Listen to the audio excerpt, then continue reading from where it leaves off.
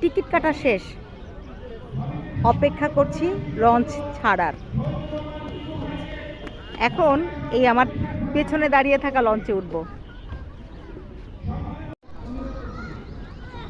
লঞ্চে করে বরিশাল যাচ্ছি।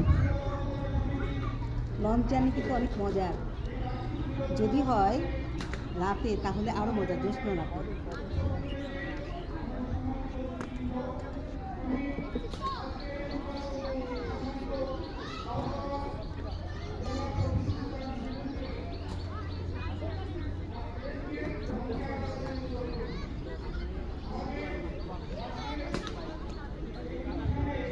তবে এই লঞ্চ কোথাও পৌঁছাবে না, কারণ লঞ্চটা পানিতে নাই, লঞ্চ মাটির উপরে।